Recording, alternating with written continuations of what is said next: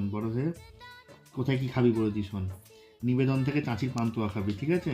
আর বাবার জন্য আনবি। আর রাখি জেঠুর দোকান থেকে কালাকাঁদ, ঠিক আছে?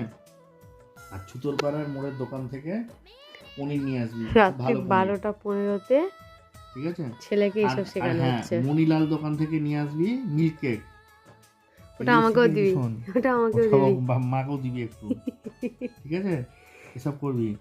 আর আর কি খাবি বল? আর কচুরি কোথা থেকে আনবে? কচুরি মিছে কথা বলবো না, তোর ঠাকুমাই ভালো করে, বুঝলি?